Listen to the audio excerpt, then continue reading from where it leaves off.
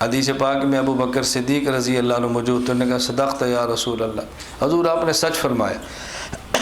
اور ساتھ ہی صدیق اکبر فرمان عرض کرنے لگے حبب الی من الدنیا ثلاث، اللہ کے نبی تین چیزیں مجھے بہت پسند ہیں۔ اب صدیق اکبر کی اپنی پسند ہے، مجھے بہت پسند ہے، آپ کو کیا پسند ہے؟ انہوں نے کہا مجھے سب سے پہلے النظر الی وجہ رسول اللہ، آنکھ ابو بکر کی ہو اور چہرہ حضور کا ہو، وانفاق مالی علی رسول اللہ، بس مال صدیق کا ہو، مصرف نبی کی ذات ہو، حضور کی ذات پہ مال خرچ، حضور کے بس دیتا رہوں۔ نمبر 3 وان تکون ابنتی تحت رسول اللہ، بیٹی صدیقی ہو، شوہر حضور ہو۔ یہ تین چیزیں میری پسند ہیں، ابو بکر صدیق رضی اللہ عنہ کی پسند۔ نمبر 1 النظر الی وجہ رسول اللہ، ہر وقت حضور آپ کو دیکھتا ہی رہو، دیکھتا ہی رہو۔ یہ ابو بکر صدیق کو کتنا پسند تھا، کتنا پسند تھا، آپ ایک بات سے اندازہ لگا لیں، ایک واقعے سے جو مشہور ہے، آپ نے سنا ہے، لیکن جو میں سمجھانا چاہتا ہوں ذرا اس طرح سمجھیں۔ جب غار میں صدیق اکبر رضی اللہ تعالیٰ عنہ اور رسول اکرم صلی اللہ علیہ وسلم ہیں، یہ دو ہیں، تیسری اللہ کی ذات ہے اور کوئی نہیں ہے۔ ثانی اثنین اذ ہما فی الغار اذ یقول لصاحبہ لا تحزن، ابو بکر صدیق اور حضور پاک دو ہیں، نبی پاک صلی اللہ علیہ وسلم کا سر ہے اور صدیق اکبر کی گود ہے، حضور ابو بکر صدیق کی گود میں سر رکھ کے آرام فرما رہے ہیں۔ اور اس سے پہلے ابو بکر صدیق رضی اللہ تعالیٰ عنہ نے کیا کیا، اس کو بھی ذہن میں رکھیں، پھر یہ ذہن میں رکھنا، اچانک رسول اللہ صلی اللہ علیہ وسلم کی آنکھ کھلی، اور آنکھ کیسے کھلی؟ ابو بکر صدیق کی آنکھ سے آنسو گرا رسول اللہ صلی اللہ علیہ وسلم کے رخسار پہ، تو حضور کی آنکھ کھل گئی، پوچھا ابو بکر کیا ہوا، کیوں رو رہے ہو؟ کہ یا رسول اللہ میری ایڑی پہ بہت سخت تکلیف ہے۔ جب ایڑی کو دیکھا اس پر سانپ نے ڈسا تھا، اور کیسے ڈسا؟ جب صدیق اکبر پہلے غار میں گئے کہ حضور میں ذرا جگہ دیکھ لوں صاف ہے کہ نہیں، اس کے بعد آپ تشریف لائیں، صدیق اکبر گئے، پورے غار کو صاف کیا، اپنے پاس چادر تھی پھاڑا، سوراخ بند کیے، اور ایک سوراخ جو جہاں کپڑا نہیں تھا نہیں بند کر سکے، تو انہوں نے کہا حضور آپ تشریف رکھیں، میں اپنی ایڑی اس سوراخ کے آگے رکھ دیتا ہوں تاکہ یہ سوراخ بھی بند ہو جائے۔ حضرت ابو بکر صدیق رضی اللہ تعالیٰ عنہ نے وہ اپنی ایڑی کو رکھا، کیوں؟ تاکہ یہاں سے سانپ آ کر یا کوئی بچھو آ کر یا کوئی موذی چیز آ کر نبی کریم صلی اللہ علیہ وسلم کو تکلیف نہ دے، اس کے لیے آپ نے ایڑی رکھ دی۔ اب اتنی مشقت برداشت کیوں کی ہے؟ تاکہ رسول اللہ صلی اللہ علیہ وسلم کو تکلیف نہ ہو۔ ادھر آنکھ سے آنسو گرے تو رسول اکرم صلی اللہ علیہ وسلم کی آنکھ کھل گئی۔ تو جو ابو بکر صدیق اتنا اہتمام کر رہے ہیں تو پھر آنسو کیوں گرایا؟ اس کی وجہ یہ ہے کہ حضرت ابو بکر صدیق رضی اللہ عنہ رسول اللہ صلی اللہ علیہ وسلم کے دیدار میں اتنے مگن، اتنے مست تھے، یہ احساس نہیں ہوا کہ میری آنکھ سے نکلنے والا آنسو کہاں گرے گا۔ یہ احساس ہوتا تو کبھی آنسو نہ گرنے دیتے، کبھی تکلیف نہ پہنچنے دیتے، لیکن صدیق اکبر رضی اللہ تعالیٰ عنہ عرض کرتے ہیں النظر الی وجہ رسول اللہ، بس آنکھ ابو بکر کی ہو، چہرہ رسول اکرم صلی اللہ علیہ وسلم کا ہو۔ اب ملا ہے، دیکھ رہے ہیں، حضور پاک آرام فرما رہے، ابو بکر صدیق رضی اللہ عنہ مگن ہے اور مست ہے اپنے یار کے دیدار میں۔ تو اس لیے نہیں پتہ چلا، اس لیے یہ حضرت صدیق اکبر رضی اللہ عنہ کی خواہش تھی، ہر وقت حضور پاک کو دیکھتا رہوں۔ نمبر 2 انفاق و مالی علی رسول اللہ صلی اللہ علیہ وسلم، میں اپنا مال خرچ کروں رسول اللہ صلی اللہ علیہ وسلم پر۔ یہاں ایک نقطہ سمجھیں، اور یہ بڑی اہم بات ہے۔ اہم بات کیا ہے؟ ایک پیغمبر کی ذات ہے اور ایک پیغمبر کا وارث ہے۔ پیغمبر صلی اللہ علیہ وسلم کے وارث امت کے علماء ہیں، علماء حق، یہ وارث نبوت ہے۔ صدیق اکبر رضی اللہ تعالیٰ عنہ کی خواہش کیا ہے؟ لفظوں پہ غور رکھنا، انفاق و مالی علی رسول اللہ، میں رسول اللہ صلی اللہ علیہ وسلم پر مال خرچ کروں یا رسول اللہ صلی اللہ علیہ وسلم کے دین پر مال خرچ کروں؟ رسول اللہ صلی اللہ علیہ وسلم پر مال خرچ کروں، حضور پہ فدا کر دو مال، حضور پہ فدا کر دو مال۔ آج جو علماء سے تعلق رکھتے ہیں، ان کی خواہش یہ نہیں ہوتی ہم عالم پر مال خرچ کرتے ہیں، ان کی خواہش ہوتی ہے عالم کے مدرسے پر مال خرچ کریں، عالم کی مسجد پر مال خرچ کریں۔ میں پاکستان اور پاکستان سے باہر جتنا گھومتا ہوں، لوگ ہیں لیکن بہت کم ہیں۔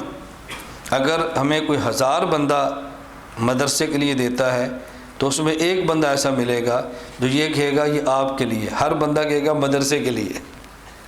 اور صدیق اکبر کی خواہش کیا ہے؟ انفاق و مالی علی رسول اللہ، اے حضور میرا پیسہ آپ کی ذات پہ خرچ ہو۔ اب یہ بتاؤ جو رسول اللہ صلی اللہ علیہ وسلم کی ذات کے پاس مال آئے گا وہ خرچ کہاں ہونے؟ دین پر۔ اور جو کسی عالم کے پاس مال آئے گا تو کہاں خرچ ہونے؟ یہ بات امت کو سمجھ نہیں آتی۔ میں اپنے تعلق والوں سے تو کہتا ہوں جن کا ہم سے تعلق ہے، اگر ہمیں دو تو مدرسے کی بجائے ہمیں دو، حضرت یہ آپ کے لیے، بس ہم جتنا مدرسے پر خرچ کر لیں جتنا گھر پہ خرچ کر لیں۔ اس کے فوائد کیا ہیں آپ اس کا اندازہ نہیں کر سکتے۔ کیوں؟ آپ نے پیسہ ہمیں دیا، ہم نے مدرسے کو دیا، اب ہماری ٹینشن نہیں ہے کتنا خرچ کریں کتنا نہ خرچ کریں، کہاں خرچ کریں کیسے خرچ کریں، کوئی ٹینشن نہیں۔ اور جب آپ نے کہا جی یہ 100 روپیہ مدرسے کے لیے ہے تو اب ہم نے مدرسے پر ہی لگانا ہے، اب ہم آپ کے وکیل ہیں، اور جب ہمیں دیں گے ہدیہ ہماری ٹینشن نہیں ہے، کوئی مسئلہ ہی نہیں ہے، کوئی الجھن ہی نہیں ہے۔ تو فائدہ ہوگا یا نقصان ہوگا؟ فائدہ ہوگا۔ ہمارے ہاں آج آپ نے دیکھا یہ پہلے مسجد کے صحن میں قالین نہیں تھے، آج بچھائے ہیں، آپ نے دیکھا آج بچھے، پہلے نہیں تھے۔ کیوں؟ ہم صبح سے پریشان تھے کہ مسجد کے صحن میں قالین ہونے چاہیے، سردی بہت ہے، تنگ ہوتے ہیں لوگ۔ اور اللہ کی شان ہے کہ ہمارے پاس مسجد کے فنڈ میں سے کچھ پیسے پڑے ہوئے تھے، جن نے دیا وہ بھی یہاں بیٹھے ہیں جن نے دیے وہ یہاں بیٹھے ہوئے ہیں۔ ان نے مجھے کچھ مہینے پہلے پیسے دیے تھے مسجد کے لیے، 1,33,000 غالباً، کچھ اوپر نیچے مجھے اب یاد نہیں ہے۔ تو انہوں نے کہا یہ پیسے مسجد کے لیے ہیں، اگر آپ کا کام چلتا ہے تو آپ خرچ کر لیں۔ تو ہم نے وہ پیسے مسجد والے کی لگائے اور رکھ لی، جب آئیں گے تو مسجد کو دیں گے۔ اب آئے تو ہم نے مسجد میں رکھ لیے۔ اب اس ہم 1,33,000 کو کہیں خرچ نہیں کر سکتے کہ وہ پابند ہے نا کہ مسجد کے رکھے ہوئے تھے۔ تو اللہ کی شان یہ ہے کہ ان پیسوں سے قالین بھی آج پہلی بار آیا ہے، اور جن نے ہمیں پیسے دیے تھے ہمارے مرکز میں بھی آج پہلی بار آئے وہ کون ہے میں آپ کو نہیں بتاؤں گا، وہ بیٹھے ہوئے پہلی بار یہ آئے، یہ ان کی آمد پر یہ قالین بچھے، ان کے پیسے تھے دیے تھے مجھے۔ ہمارے بڑے اچھے دوست ہیں، کراچی کے ہیں، بڑی محبت کرتے ہیں ہم سے۔ تو انہوں نے کہا جی یہ مولانا ہم نے دی ہے مسجد کے لیے، لیکن میں صرف کہہ لوں کہ اچھا کیا، ہمارے پاس پڑے رہے، آج ہم نے خرچ کر دی۔ صبح مجھے ساتھی کہہ رہے تھے ضرورت بہت ہے کہ ہماری مسجد میں UPS کام نہیں کرتا، کیوں؟ بیٹری نہیں ہے۔ میں نے کہا بیٹری تو لے کر دی تھی، کہا جی وہ ادھر چلی گئی ہے درسگاہ تخصص کی میں، اب بیٹری نہیں ہے۔ کتنے کی آتی ہے؟ اتنے کی۔ باہر صفیں چٹائیاں، میں نے کہا چٹائیاں نہیں، یہ اللہ کا گھر ہے، یہاں چٹائیاں نہیں چلیں گی، یہاں قالین چلیں گے۔ یہ دیکھو یہ فانوس یہاں پر ہے، ہمارے گھر میں نہیں ہے، یہ لائٹنگ مسجد میں ہے، ہمارے گھر میں نہیں ہے، یہ شیشے کے دروازے اور پردے مسجد میں، ہمارے گھر میں نہیں ہے۔ اپنے گھر سے زیادہ اللہ کے گھر کو خوبصورت بنانا چاہیے۔ میں مدینہ منورہ سے مکہ مکرمہ جا رہا تھا تو راستے میں مسجد ہے جہاں نماز پڑھتے ہیں، مجھے اب وہ جملہ تو عربی یاد نہیں ہے کیونکہ میں نے خیال نہیں کیا میں یاد رکھ لوں، چھوٹے سٹیکر لگے، اس سٹیکر پہ یہ تھا کہ اللہ کے گھر کو کم از کم اپنے گھر سے اچھا بناؤ، اللہ کے گھر کو کم از کم اپنے گھر سے اچھا بناؤ۔ تو میں نے ان سے کہا بھی نہیں، چٹائی نہیں بچھانی، قالین بچھاؤ، لپیٹ دو، نماز کے وقت تو پھر بچھا دو، پتھر اچھا لگاؤ، ٹائلیں خوبصورت لگاؤ۔ تو پیسے، میں نے کہا پیسوں کی فکر نہ کرو۔ ان کا خیال یہ تھا کہ استاد جی باہر ملکوں کا سفر کر کے ہیں تو نوٹ خوب لائے ہیں۔ میں نے کہا نہیں، وہ پاکستان کے ہی ہیں، باہر کے نہیں ہیں، اب لگاؤ۔ بیٹری بھی آ گئی، نہیں تو کل آ جائے گی، قالین بھی بچ گئے ہیں۔ تو کہا جی گھڑی ہے لیکن یہ گھڑی اچھی ہے، خوبصورت ہے۔ میں نے کہا کون سی؟ جس پہ نمازوں کے ٹائم ہوتے، کتنے کی ہے؟ پتہ نہیں 15,000 12 کی۔ میں نے کہا وہ بھی ہے، وہ بھی لگا دو، کیونکہ مسجد کے ہمارے پاس تھوڑا سا پیسہ پڑا تھا نا، وہ آج سارا خرچ ہو گیا، کچھ 2,000 اوپر تو لگیں گے لیکن خرچ ہو جائیں گے سارے۔ میں خیر صرف یہ کہہ رہا تھا، اللہ میں یہ بات سمجھنے کی توفیق دے۔ حضرت مفتی رشید احمد لدھیانوی نور اللہ مرقدہ میں چونکہ حضرت کی صحبت میں رہا ہوں، مجلس میں رہا ہوں، میں یہ جو باتیں آپ کی خدمت میں عرض کرتا ہوں یہ میری نہیں ہوتی، یہ میرے اکابر کی ہوتی ہے۔ حضرت رحمہ اللہ کے مریدین کا مزاج یہ تھا، وہ حضرت کو کروڑوں روپیہ دیتے اور حضرت کی ذات کے لیے دیتے تھے، کہتے آپ کی لیے ہدیہ ہے، آپ جہاں چاہیں خرچ کریں۔ حضرت پر جہاں دینی مصرف ہوتا وہاں پہنچا دیتے تھے۔ تو جتنا آپ کے شیخ کو پیسہ ملے گا وہ دین پر ہی لگے گا نا، لیکن ہماری خواہش کہ نہیں جی یہ مدرسے کا ہے، یہ بچوں کا ہے، یہ مسجد کا ہے، یہ فلاں کا ہے، اور حضرت آپ اللہ آپ کو خوشیاں دیں۔ ہمیں خوشیاں تو اللہ دے گا، کچھ آپ بھی خوشیاں دو۔ میں آپ کو ترغیب نہیں دے رہا، میں صرف صدیق اکبر رضی اللہ عنہ کا جملہ سمجھا رہا ہوں، انفاق و مالی علی رسول اللہ۔ حضور میری خواہش ہے کہ میرا مال آپ پہ خرچ ہو جائے، بس میری خواہش ہے میرا مال آپ پہ خرچ ہو جائے۔ کسی پہ خرچ ہونا اور اس سے تعلق ہونا کتنی بڑی بات ہے، یہ میں آپ کو کیا سمجھاؤں۔ ابھی میں باہر سفر پہ رہا تو جب پاکستان آنے لگا نیروبی ایئرپورٹ پہ تو 3-4 عالم تھے تو زیادہ، میں نے خود بنا کہ ابھی ایئرپورٹ تک سارے نہ جائیں، بس 3-4 ایک گاڑی میں جائیں۔ تو میں نے اپنی واسکٹ اتاری، ایک کو دے دی، ٹوپی دوسرے کو دے دی، خوشبو تیسرے کو دے دی۔ میں نے کہا جب آئے ہیں تو کچھ ہدیہ مجھے بھی دینا چاہیے۔ تو جب میں نے سب کو دی ٹوپی، خوشبو، ہدیہ، تو میں نے کہا بھی یہ خیال رکھیں، اس کی خصوصیت یہ ہے کہ یہ میرے استعمال کی ہے، اس کی خوبی یہ ہے کہ یہ میرے استعمال کی ہے بس۔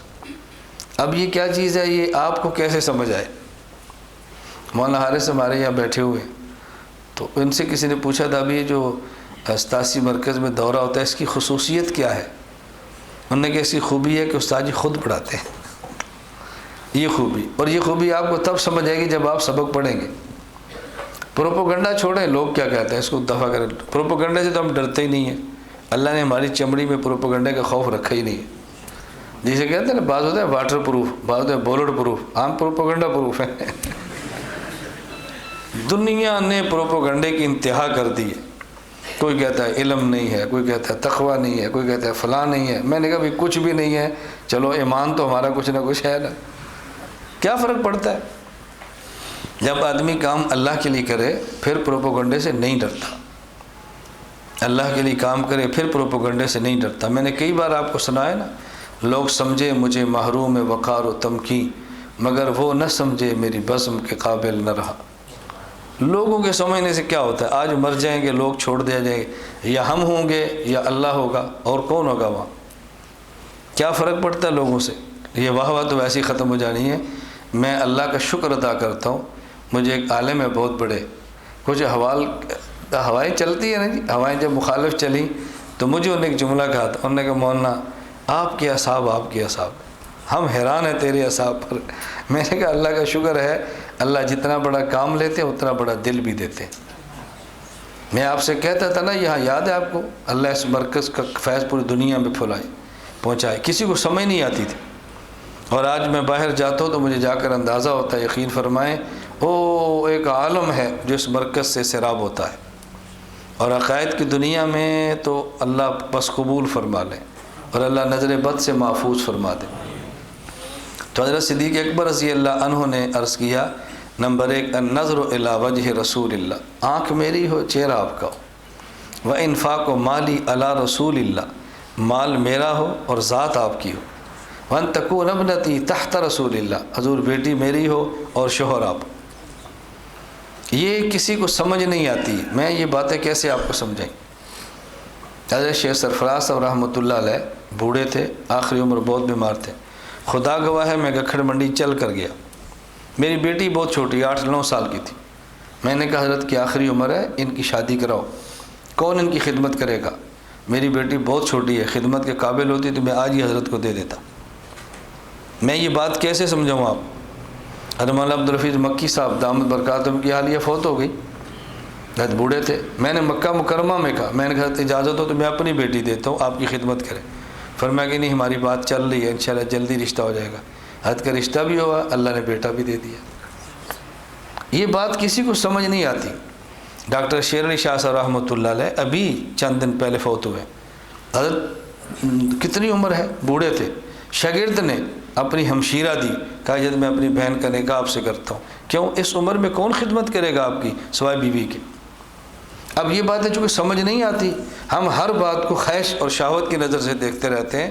اللہ ہماری نظروں کی اصلاح فرما دے، اپنی فکر کی تھوڑی سی اصلاح کریں، اللہ ہمیں سمجھ عطا فرمائے۔ تو حضرت صدیق کی خواہش تھی وَأَن تَكُونَ ابْنَتِي تَحْتَ رسول اللہ، حضور بیٹی میری ہو شوہر آپ۔ کیوں؟